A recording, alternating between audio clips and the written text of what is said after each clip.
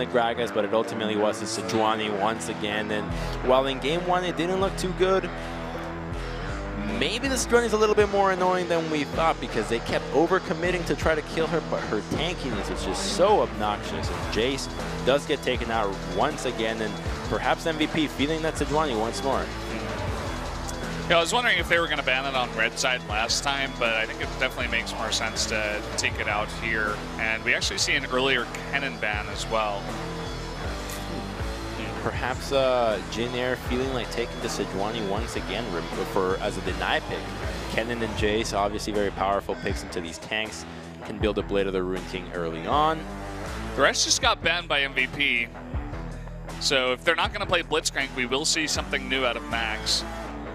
And it looks like Zach and Galio are pretty much permabans. Yeah, you really don't want to deal with these team fighting tanks. They're so obnoxious to deal with.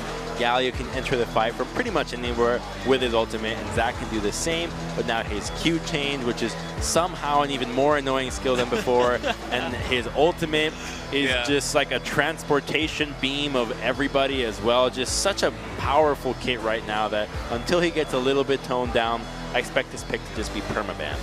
We saw a lot of Elise bans in both Game 1 and Game 2, and this time MVP, they are going to give that Elise to Beyond. We've seen him on the Elise many times before. Well, they're still favoring the Lee Sin here for MT. And the Elise and the Lee Sin offer a more traditional flavor to League of Legends that we expect with these two very strong skirmish early game junglers that will provide a lot of action. You know, we saw lots of skirmishing around the red buff and the 3-man with the solo lanes last time around, and the Lee Sin really excel at that. So expect a lot of action happening early game this time around, just like the previous time, but maybe a little bit more bloody with less people escaping with slivers of health. So we see the Karma pick up once again, and again, it can be put on the support, it can be put in mid. It's that flex pick, and the Varus, they are going to actually take that away from Teddy this time around. And I really like the Karma mid because it's such a difficult lane for you to play an assassin or a kind of a wonky pick. You usually want to go into it with a control mage that can safely farm because of her shield, her ability to just deny so much playmaking. That Karma mid can control the lane in ways, and your champion pool in ways that not a whole lot of champions can do. Maybe Syndra being the only one that can kind of get away with that, but even her is susceptible to assassins. So we see the Lulu being picked up here by Jin Air this time around. Oh, what does that say? What does it say? Prophet Crumbs. Yeah, there you go. There you go. Gonna make a prediction? Not yet. I'll do it after picks. Saw some other shots of the audience that did have some Crumbs signs as well. Oh, there we are. This is the guy right here, Prophet Crumbs. There he is. And a Singe man. What? Singe is a pretty powerful pick. He's really annoying. He's a pressure guy. He's a guy. There you go. He's the intangible element. He's really good against compositions that want to have a lot of AD carries, that just want to put a lot of physical damage onto somebody, the Ninja Tabis, the Roa, or maybe even the Righteous Glory if he wants to go with that, which is much more common. So I get the ban, right? It makes sense to know the respect Blitzcrank. You don't see that very often. That's unbelievable. I mean, when you have a support player with a champion pool that deep, sometimes you just got to take away random picks like that. They also do ban the Zyra, so not just the Blitzcrank being taken away here. And the Gragas being locked away, but we know this is a top lane Gragas, so going with a very safe pick in this time around, not going with that carry, so not trying to have as much attention in the top side of the map, because if Sejuani happens once again, they will be struggling to kill her if they go with that. And yes, it is likely going to be that Sejuani once more in the top lane. Where's the Jarvan MVP? Do they have the audacity, the tenacity to do it? Oh, 3 games in a row, ADD. Is this really what you wanted to do? Well, it's definitely not ADD's birthday, because playing a champion like I knew it, the bar from Max. Yes. You called that actually before we even started casting. That's why that guy had that sign. Well, it all makes sense to me now, Crumbs. You are the prophet. So much wombo this time around. But LeBlanc into Karma. Okay, so Karma can lane into the LeBlanc. relatively easily. She can build out Athene's Holy Grail, so that mana regen or that magic resist really helping her out early on, so she can survive the lane into LeBlanc very easily. But Jin Air going with a lot more proactivity this time around. The double teleport once again, and you want to see LeBlanc really make some moves happen. We need to see their engages a lot more often than before. When you have Ashe, they have to be making these picks work, especially there's no cleanse anywhere from MVP. Anybody but Sejuani that gets caught out with any CC will get popped in an instant. Yeah, so pretty interesting compositions this time around. I do always love the Bard. Definitely a very cool pick to see in these games. So the interesting thing about Bard right now is that when they added the quest to the items, you can basically be playing a purely non-interactive game with just going for chimes, going for your little quests, and you just show up in lane with more levels than nobody else, and you left your AD carry by himself. So unlikely to happen, but just a cute way to kind of mess around and mess with your AD carry if you want, or maybe even give him a little bit of an XP advantage, because when Varus gets that XP lead and gets to hit that level 6 before, the playmaking potential with Bard in combination is just really powerful. Yeah, so here you have it. Here's MVP's composition. We see ADD on Sejuani once again. I'm sure a lot of people are happy to see Beyond on the Elise too. And over here, looking at Jin Air, we finally see Lulu coming through, and Teddy will have his hand at the Ashe. See UMT on the Lee Sin once again. Yeah, and it's a composition that hasn't favored Jin Air in the spring split, at least in the LCK. Just this comp needs a lot of proactivity because there is not a lot of wave clear. LeBlanc not the greatest wave clear champion. Same with Ashe. So having that on this team means that they have to be making moves early, and Jin Air really trying to put all the eggs in here into the early game basket. Otherwise, they will find themselves getting outscaled with all the tremendous shields and utility that MVP can bring to the table.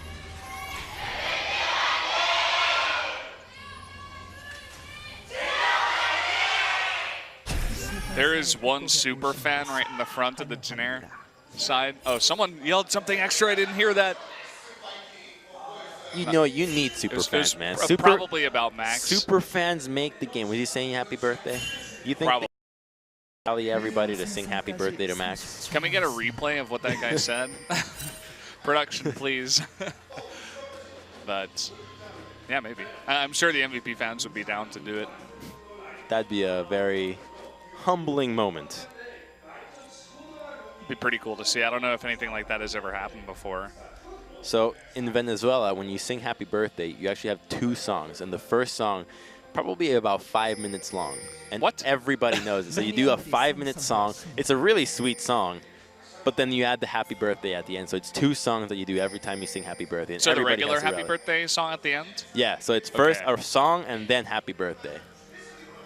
Does the first song change, or is it always the same? Oh, it's always the same song. You can just add kind of trolley elements to it, but for the most part, you got to sing both songs. If it's a 5-minute song, then it's got multiple verses. Oh, yeah, yeah. Repeated choruses. Yeah, exactly. You guys go hard on birthdays, man. Yeah, you got to celebrate, man. There's not a whole lot to do down there, so celebration's really one of the few things that unfortunately is left, and even that one seems to be going away, but both junglers starting at the Raptor camp and will be going to the red side after the Raptors, so mirrored jungle path will end in opposite sides, and so Elise likely to finish top side and Umpty in the bottom lane. And what these junglers decide to do will determine quite a bit, because that means that their laners that they end up on the side of can play more aggressively. I'm sure a lot of people are very excited about the Sejuani versus Gragas matchup. Name one. Can't wait to see that. Maybe I'm the only one. Are you really? That's just like Sejuani with the Doran shield. Gragas with a D-ring. Yeah, he's gonna pick up 3 D-rings, and we're just gonna sit here, and they're gonna clear waves. And I don't know. Do you have any idea who would actually be favored in that matchup if you had to? I don't think anybody dies. There is gonna be an early gank on Takuzan, but what? All right. All right, well, just shows his entire jungle route. So now Jin Air gets to work with a little bit more information than they had before. I feel like maybe that kind of gank would work against the player of Ian, because Ian, much like Mickey, is one of these guys that would actually dive in and get really aggressive. But against Kuzan on LeBlanc? Yeah, maybe he was expecting him to distortion in, but takes full advantage. No, not gonna make excuses for it. Yeah. Well, we have MT looking for something bot lane, but it's very pushed in at this point. He's just trying to secure vision in the bottom side. There's 2 wards and Scuttlecraft to make sure that Elise can't blast cone or repel over to the that the bottom lane can continue to push and have as much pressure as possible onto this lane. And Max trying to get tricky there, but eats a bit of damage. Umti will be recalling. Is he going to go for the long swords or the jungle item? It will be the jungle item, so more mobility, more vision, make sure that they can track beyond, and don't allow him to make any early moves, especially in the bottom lane, which is exactly what he has in mind. So a lane gank will be very easy to pull off against this very overextended Teddy. It's cool to see the difference in the items because he went for double longsword against the Gragas. And that's when he had that lead. When he had that first blood, he's like, okay, you know what? Let's make the most out of this money, see if we can start getting some kills cooking. And will that actually scout out Elise? No, it will not. So possibly Beyond looking for a lane gank now that the Hawkshot did not find her. Oh, but that well-placed ward. They're still going to try to flash from Max, actually. The Q does not hit anything. Not even just one person, so. Whoopsies. And Elise shows once again, and so the laners from Jin Air can feel comfortable, but she does sneak around.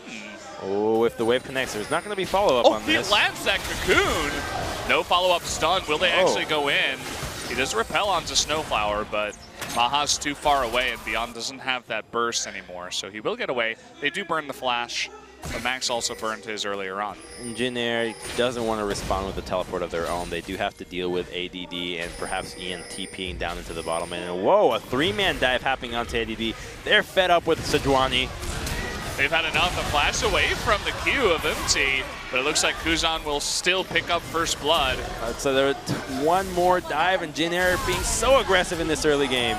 Oh, they haven't attacked her yet, and so they're going to get the aggro onto Ixu. Will it be enough to actually pick up Ian? It looks like it will be. Kuzan, though, will eat that tower shot. But that's so worth it. Great execution there from Jin Air. Very good heads-up play, making sure that Sejuani doesn't get away with the greedy laning phase that she kept having, which is just being very low and using the teleport just at the very last minute. And in the meantime, MVP gonna be going for an Ocean Dragon in return. So good play to answer back with what Jin Air was trying to do. And this is the kind of play that you need to be making if you want to keep up in the game where one team is making one move. You absolutely have to be on top of making the counter play. It's just really cool to me to see Jin Air doing those kinds of very aggressive plays now. You can see how they have changed as a team. They're really trying to get very aggressive, especially early game, making just, you know, map-wide plays like that with the teleports coming in, with the composition that they have, and it pays off for them. Exactly. They seem to be on a hell path to try to break away from the meme of the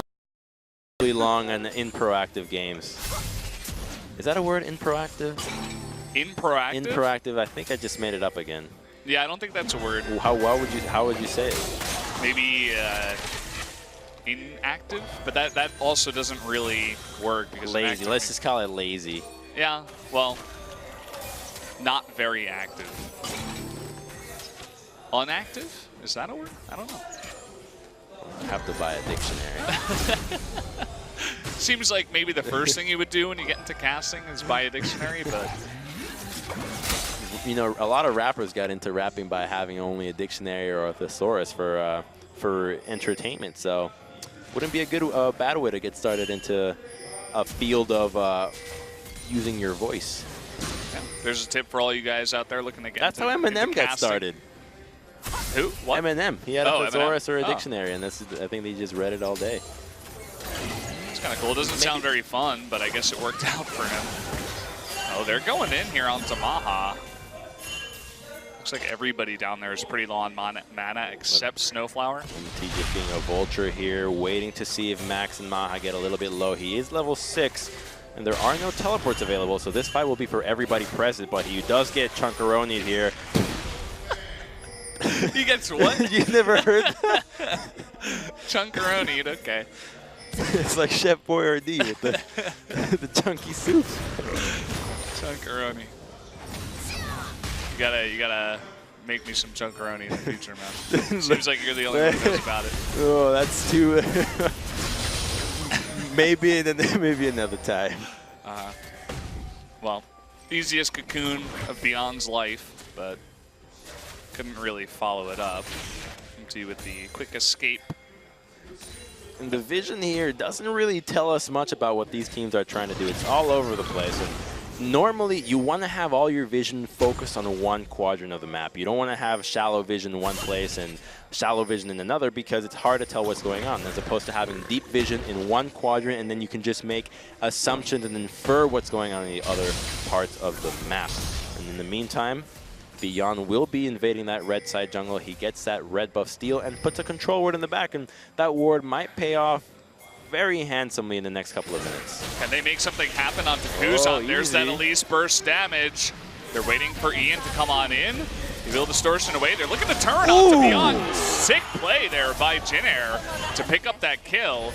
MT and Kuzan in a bit of trouble, but again, no follow-up. And now Ixu's rotating from top. The flash to Karma. They do pick up the kill. Deleted right that way. Lee Sin just disappears. You vanished. I just love the sound you made. And for this next magic trick. That was really cool, though, how the Sejuani actually was able to kill. They just keep going for kills, and they refuse to just take what they can get. They just keep pushing for more. Yeah, there wasn't too much action earlier on, but now it seems like they're trying for it. I guess when you go that deep into the enemy jungle to pick up a red buff, those kinds of plays will open up. Yeah, and it was a cool play to go on that pick, and a clone in the bottom lane will make MVP's bottom lane retreat. They're not fooled. They see her in the mid lane. She's farming. Not the coolest magic trick LeBlanc has ever done. Is this your card? No. It's like, no, I can see you holding my card in your other hand. What the hell? Oh, magic. You get into magic as a kid? I was interested in it. I remember one of my uncles liked to do something. It's always the cool uncles that offer the magic trick. Yeah, he was like the coolest uncle that I knew, and he was always doing the magic tricks. That's my dream. I'll be the cool uncle, but it'll be a different kind of magic I'll present to children. I don't want to know. No! I don't want to know what kind of magic you're talking listen. about. That's not what I'm talking about, okay? Jesus. All right. I'm talking about the magic of gaming, all right? Yeah, the world of gaming, That's what I was talking about. Yeah. Jesus. We saw some training in the mid lane, anyway. I can't believe I said that. It happens. It's your first day. Yeah. You get used to it. Ian, he does force the flash out, but he has teleport. Yeah, he uses the TP. So now at least that opens up Jinair to make more plays around the map. So that double TP. They could go for another dive like they went last time on that turret dive. Probably not on Sejuani with the Spectre's Cowl. They could do it in the bottom lane against Maha and Max. However, there is so much vision protecting them. A control ward in the river, control ward in the tri behind them, and Elise and Karma going for vision together. And finally, this is the kind of synergy that you want to see. Two people clearing out vision together, that if one gets collapsed on, there's somebody else right there ready to help them out in case danger arises. This time it's Unti's turn. The sick play, the flash Wow! pick. Damn! What? That was sick! That was awesome. And that's the MT we all want to see, right? They give him Lee Sin for a reason. This is this guy's first year. He's like turning this guy into a solo queue match. That was such a nice play. And that's what you want to see. In the booth? What's going on? Look at that guard damage, though. No meeps on him. Nobody's following him. He hasn't been out of lane too much. Ooh, the stun. Sejuani's coming down, though. Okay, they're going to lock him up. There's a teleport. Will they commit is the question. MT is extremely low, and they do force the TP out of Ixu. And they pull out a dragon. Ixu is here, though. And we'll just have to wait for MT and Snowflower to recall before picking this cloud or ocean dragon right back up. Yeah, so they force the TP out, which makes it 1-to-1 in terms of TPs because Kuzan still has his, and ADD still kept his, as he did walk down. But in exchange, MVP just gets the answer with the dragon. They take advantage of the recall times, but Jinair refusing to give this one up without a fight. Kuzan approaching it. There is an Asher, but it looks like they'll likely just tunnel out of this one. So not really sure what the contest is here. Ooh, ADD's getting locked up. The chains do connect. Sejuani comes out, and wow, that's a lot of CC. And there will be no kills, only another dead Ocean Drake. Pretty much every kind of CC we see being used in these past 2 games. No follow-up. Literally just hits as many people as possible with nobody else to deal damage. Welcome to the new 7.10 meta, guys. Lots of CC, no damage. Look at that. Oh, this play is so cool. Dang. Over the wall, too. It almost looked, he did it so fast, it almost looked like he cued the kick before he flashed. Yeah, well yeah, that's how you do it. Yeah, it's so cool. It's so cool. And yeah, there's the play out of MT everybody wants to see. 3-1-2 on him. Looks like he might be going for either a Hex Drinker, which would be pretty good against that triple magic damage, or maybe even that Black Cleaver. However, Cleaver did get nerfed a little bit in 7.10, so I would much rather see him go with that Hex Drinker because we saw just how fast he died to that Sejuani when he overchased. We have people grouping up towards Harold. Still got about 5 minutes. No, we know nobody cares about Harold. He's poor guy. You know, you try to do as much as possible to try to make this guy attractive, but some people you just can't solve it. Yeah, I mean, you were talking about the Rift Herald actually, and it seemed like it was going to be a big play, especially towards mid lane. It puts on a lot of pressure, but.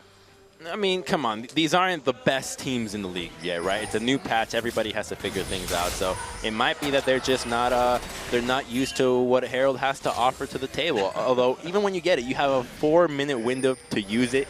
It's not that great, right? 4 minutes is a very short time for you to set up. That's basically recall, get your vision in, and then you got to start making a push right after you kill that. So Herald is a very optimistic objective that when done right gets you the results, but it is an optimistic situation. And we did see Beyond pathing down towards bot, but no real place to be set up. Teddy used his arrow before, but it was a really cool dodge by Max to actually just keep calm, stay against the wall. Keep calm and collect times. He has kept calm, but not collected times just yet. Collected a couple. We'll get out of here. Nice escape. Oh, he's got three little penguins following him now. It's really cute. Penguins. It's like a phone chain. A phone chain? Yeah, you know the ones that dangle on top of it where they put like a little cute thing on top of it? Oh, yeah, you're right. 3 penguins. Look at He's just waiting. Oh, he's so dead. There's the kick and easy follow-up. Poor guy. Is he going to pick that one up? This guy's on fire, making MVP look like the challenger team they're playing in promotions here, just all over the place, sneaking into the red side jungle. And Ian knew, right? He's looking for him, but unfortunately, knowing is not enough to save your life. He faced, not even face checks, he's just there in danger and gets collapsed on and killed immediately. Really living up to the name of a ninja is MT on the Lee Sin. Does UMT mean ninja in Korean? No, I just thought Lee Sin is kind of like a ninja now. Wait, what? He's a monk. Oh. Oh yeah, you're right. Okay, never mind. What? Oh, okay, got my lore mixed up. We haven't seen Shen picked or banned yet. So. Shen barely counts as a ninja too. He's like the tank ninja. You usually don't expect ninja tank. At least they gave him the dodge factor to him. But so who's the real ninja? The real ninja, it's Kennen and Akali. Akali is really the realest ninja, Akali. Okay. Like, she has invisibility, she's got crazy dashes and a lot of sharp blades. Like, I would consider Akali the true ninja. I could see that. I agree with you on that. Max is beginning to pick up some more followers there. I think I saw 4 penguins this time. It does add up to some damage for him, and it is going to be that Hex Drinker for UMT, so trying to be protected against what the solo lanes and jungler from MVP can bring in. You know, even Maha does do magic damage when he procs that Blighted Quiver, so the item will bring a lot of value to him, especially when you consider that MVP is so heavily reliant on crowd control, and he's packing Merc Treads too. Yeah, building up those resistances, and when you get ahead like this, you know, some people in solo queue, they like to buy like a BF sword, let's go, Guardian Angel, but actually it's... You've seen that? Oh yeah, I've seen that. That is... Oh yeah. I'm so sorry.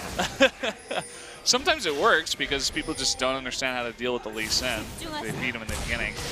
But it's better to build defensive. And here we go. He's going to kick way beyond. It hit the spiders. He's going to still chase. There's Lulu with the wild growth and the flash in from UMT. Ian is just super tanky still. Will not be able to pick up beyond. Just excellent synergy here from UMT and Kuzan, knowing where to find Ian, and he just seemingly cannot get a break here. 1-4-1, trying to stack some magic resistance, but the Karma just not catching a break, and she just has to play so far back to try to be relevant, and unfortunately will have to be relegated to be a complete support bot. But UMT collapsing, there is no kick, but there is a teleport available from pretty much everybody, and nothing happens. They just flaunt their swords and walk away. It was a good point you made. I mean, all the TPs up, but no kick. It would definitely be hard to make something happen. No flash wild growth from Snowflower, no arrow. And in the meantime, Kuzan is still going to be able to pick up the first turret of the game in the mid lane, nonetheless. So a fantastic pickup for Jin Air. Exactly. It's all those deaths on Karma that have allowed that chunk damage to happen on the turret. And so that 650 gold going to one of the hardest carries in the game right now. But MVP does answer with a bottom lane turret from themselves. They are pushing here, and UMT will show up. Nice stun there. Yeah, really nice chain of corruption and the stun. Teddy gets extremely low. UMT is all alone. The TP even comes in. Not even necessary, but they do pick up 2 kills. That should be an easy Mountain Drake follow-up. Just a greedy play from the refusing to give up the turret. You know, it was almost dead, and now they lose the Mountain Dragon on top of it. They lose the turret, 2 kills. Ooh. So MVP walking away with the better trade out of this. You know, the mid lane turret, sure, it's worthwhile, but Mountain Dragon, I'll take that any day of the week. Especially against a team that doesn't have that much wave clear, as you were talking about. If you can get on top of that turret, you're going to bring it down even faster. Take another look at the replay here. Look at the angle on the Bard Q right there. Perfect. Just the width of the Bard Q actually hit both of them. It can go backwards if you hit it, so just a nice little play right there. And Jin Air sitting behind only 2K up right now. What could have been a little bit more is now still MVP putting up a fight. And they're hanging in there. They have received or taken out 3 of these elemental drakes. 2 of them are ocean drakes, unfortunately, but still it's going to be useful for these Baron fights when they eventually do happen. If the game is close enough, you know, poking back and forth, those ocean drakes will definitely help them out. Exactly. It is something to have, right? It's not like it doesn't mean anything. So, oh, Ian, not again. Oh. Okay, they will just find Max. Wow. Walks away. They don't have any vision on whoever else is left, so it would be unwise to follow up on this because Elise is right behind, and Varus would be capable of collapsing if the fight were to break out. 2 tanks in the jungle. They actually didn't even find each other down there. Blue is still up, but didn't look like ADD wanted to go for it. Oh, and here we go. No, oh, he does have flash. He lands it, but it's really just kind of a zoning play. They want to get this top turret. Exactly. It's good. Keep your eye on the prize. You always go for the objective. Objectives increase your pressure. They mean that they usually offer more gold, and so going for the objective over kills is almost always the right call. MVP, ADD was looking for a play, potentially, towards the mid lane, but just putting down a pretty deep control ward. They want to keep that play available to them for the near future. And speaking of the near future, control around Baron, now that it's 20+ minutes, there is that Mountain Dragon on MVP, and they will be able to do the Baron pretty quickly because of that. And so the vision for them is defensive around it, which means that they will feel comfortable pushing forward so that Jin Air does not know where they're placing their vision. And this will mean that if Jin Air slips up once again, MVP can punish. And they're looking for Gragas, but everybody's ready to collapse. Oh, well, nice play there by Max. Damage? And they actually landed the stun. There's a TP from LeBlanc in the backside. Coming on in, they will commit to the kill onto Ixu. They're expending a lot of resources, but in the meantime, Max gets cornered on the left side, will go down, and perhaps MVP just went a little bit too deep. blow everything on the tanks these days. When your composition does not pack crazy damage, really using especially your heavy crowd control onto a tank without any damage to follow up, then it's almost always going to result in a lost fight for you. And we've seen it happen in Game 1, happened in Game 2, and it will continue to happen until League of Legends is out of existence, because that's just the way the game works. So you can see everything. I mean, the stuns, the slows from Sejuani, Bard, all the chain of corruption, the cocoon. Max even flashes over, and he still gets hit by the Q, and Kuzan came from behind with a really nice TP you mentioned. And they still don't take down Gragas. Gragas had half health still. And the Gragas still lives. Saddest story ever told for all these MVP fans. Well, at least they have those light up little handheld devices that say MVP. Small got something going for them. Small victories, you know, you can keep that as a souvenir. Who knows how long the battery lasts on those, because a lot of times they'll be deceptively efficient. I wish my phone had batteries as long as those. Well, you were talking about Baron Vision, and finally we see Jin Air as the team to take initiative there. And I don't see really any vision from MVP towards this streak, and well, they will start it. They were very proactive in Game 1 about it, and MVP did not respect this vision at all. There are no scrying orbs, and they don't have Ashe to scout this out, so they will have to walk into vision, and it looks like Jin Air will just secure this easy peasy, but the Bard ultimate will get the fight started. Well, they have an engage here, dodging the arrow. Snowflower taking a bunch of damage. Here's the TP, jumping on in. No, that will go over to Jin Air. A nice clean up there by Umti. Oh, nice stun onto Ixu. Now they really want to come in and engage. The cocoon lands onto Umti, and there's the Karma speed up. They really want to get some follow-up kills after losing that Baron. Looks like they will take out Teddy, and the rest of Jin Air will get out alive. 2 for 0 for Baron. Could be a worthwhile trade. It will matter what Jin Air does with this Baron. However, MVP will answer back with a tier 1 turret, and that mid lane does offer a lot of value for setting up plays in the near future, especially when it comes to this next dragon. So the Baron, it has to come with the caveat that they must utilize it well. Jin Air hasn't been the greatest at it, so they will have to use this one really well and get some fights going. Otherwise, this will be in favor of MVP, as they're also poised to take a tier 1 top. Yeah, they take tier 1 mid. They get the 2 kills initially, and they will take this tier 1 top unless they back right now. No, LeBlanc can't do anything to this Sejuani. Oh, the last of the minions will finish it off, and the other players of Jin Air couldn't get there quite in time. So you can see that the gold lead does shrink to about 2,500.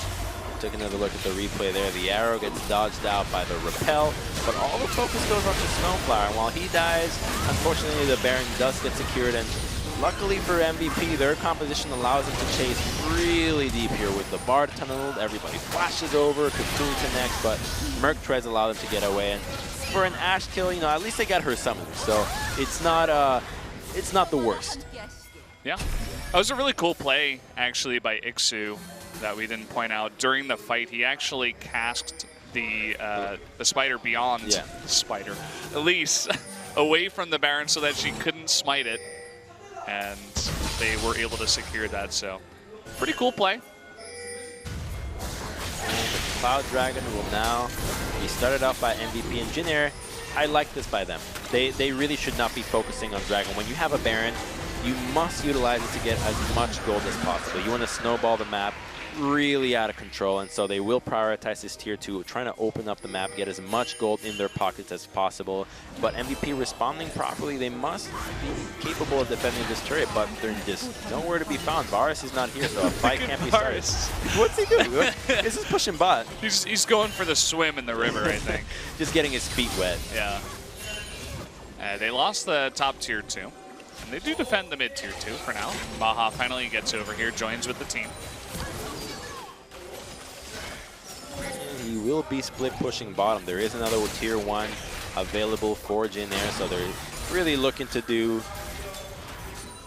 turret destruction duty to get as much. Turret cleanup duty. Turret cleanup.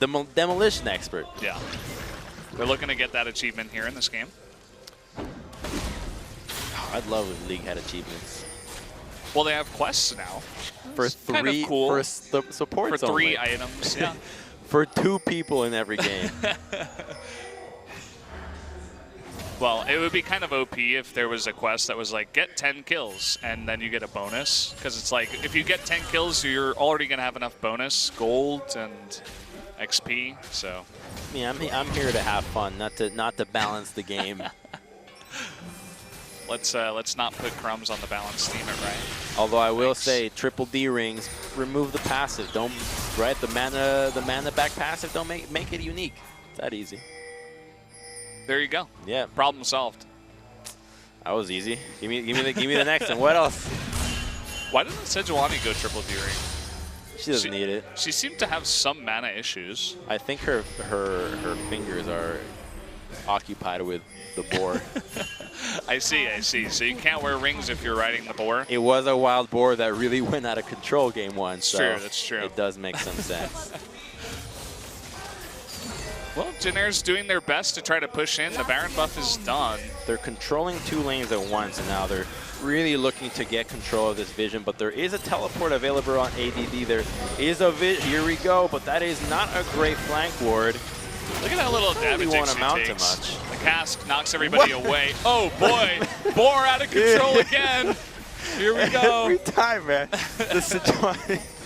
There's nobody to follow up in any of these plays.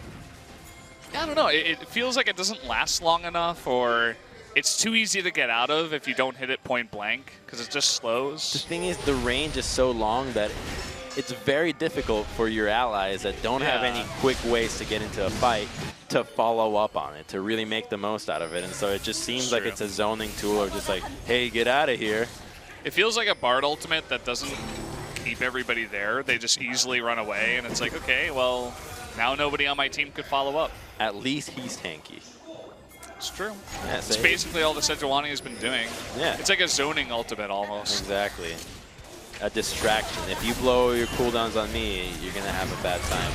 Ooh, some nice damage on the Max, but the arrow.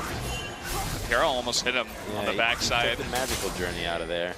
Here comes Gragas, though. He does have flash. He has flash, he has ultimate. He's really looking for something, but he's really hesitating. He's actually recalling right now. Well, MVP respects the play. Ooh, okay. This could be a good Sejuani ultimate here. Great disengage cast. Yeah, the Chain of Corruption lands on in. Kuzan taking a ton of damage, went a little bit too far ahead of his team.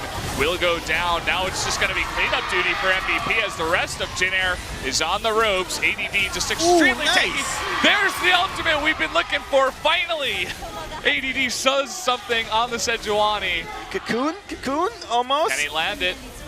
And he actually landed here onto the Umti. He does flash and ward jump. Ixu is still running. You wouldn't think a champion like Gragas would still be running after all that drinking and extreme obesity. He's on his own magical journey, running away from the scary Bard.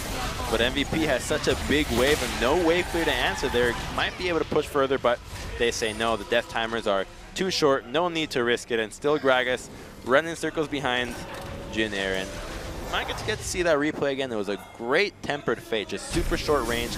Here we go. It starts off hitting the 2 carries, and just take a look at Max throughout this entire fight. Every stun that he uses connects onto the most important targets right there. Watch this one right here. He's gonna be flash, bam, hits a Lulu once again, keeps her locked down, no CC, and check this out right here, the stun.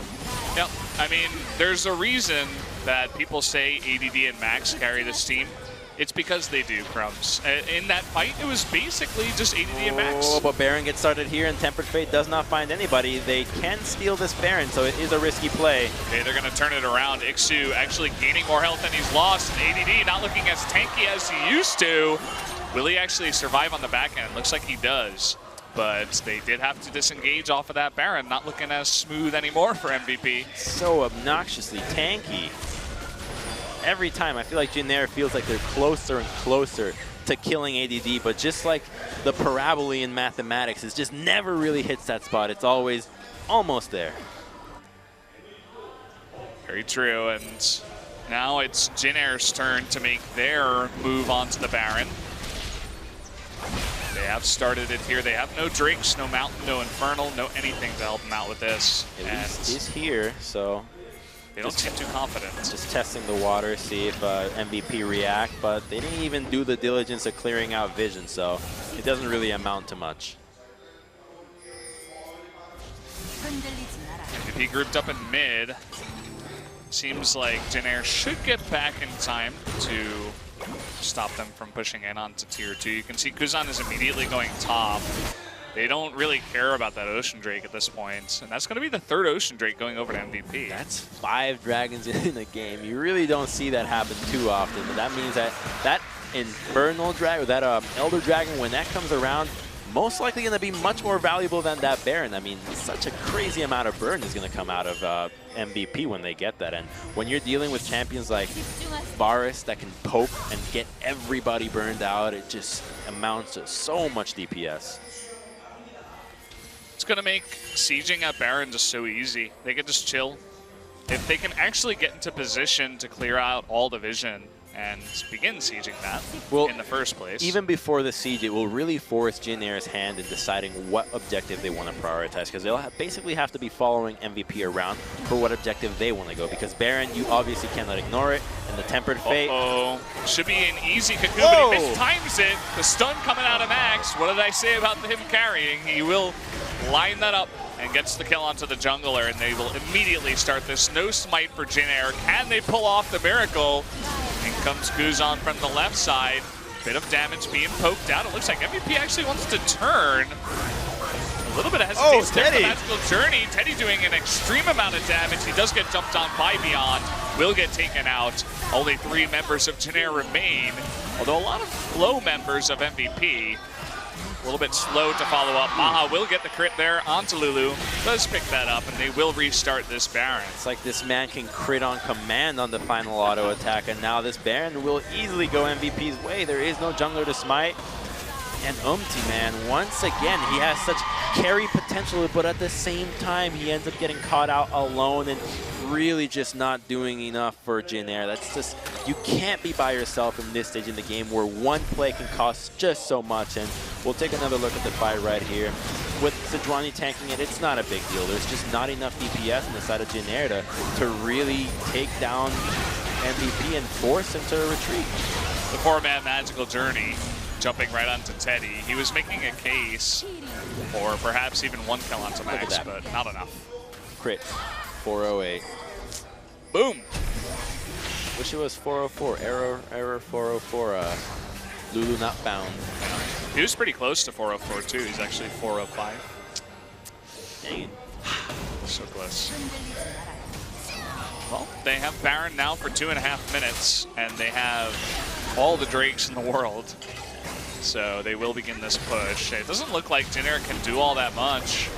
The thing is, the gold is even, and Jin Air just can't do much with this team composition where Ashe is the only real great DPS. There's such a heavy frontline on MVP with the shields on top of it all. And when you're dealing with Ashe, you just don't have enough damage to be a carry. She's your utility AD, and because there's so much damage from the side, or because there's such little damage from Jin Air, it means that they had to play the early game very well. We talked about it in the start of the game, and unfortunately, too many mistakes from Jin Air's side. And, okay, you're not going to kill AD. He shouldn't even flash. He knows he's not going to die.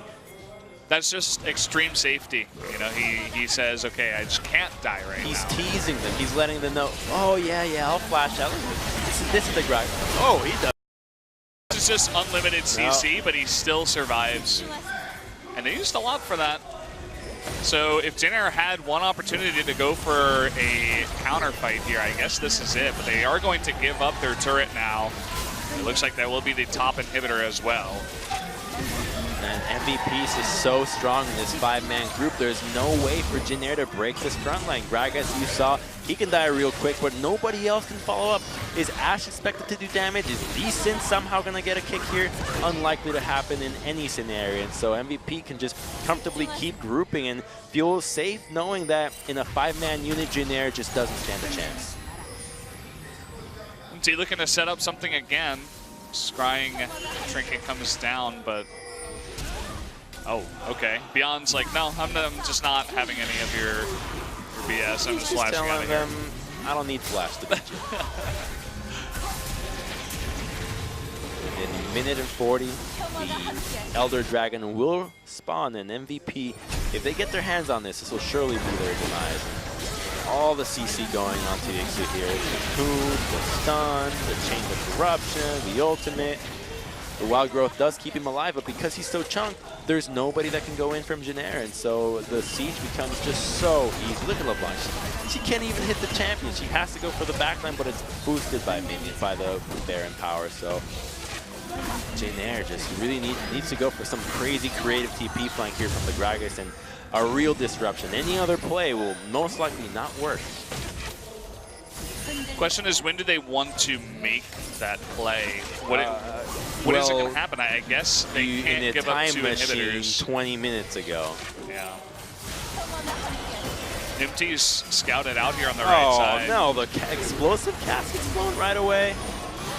And he's in the back there with the tempered fade, and here we go. He's locked down for so long. This time they will finally kill him. And great ultimate though. Oh boy, that's just going to be lights out for everybody on the side of Janair. Teddy all alone trying to be the hero. Will not happen. It looks like MVP's in a fantastic spot to take game 3. And that's going to be it for them. The death timers are too long, and 5 kills for 4. This will definitely be game 3. And MVP very convincingly showing up here. What we thought was this coordinated team really showed up game 2 and proved us wrong in game 3, taking out Janair in under 40 minutes. There you go, game 3, the TP's coming down. They want the extra KDA coming into LCK Summer, but game 3 will go over to Team MVP. Yeah. The first cast, woohoo! Yeah, we did it, man. And MVP, they did.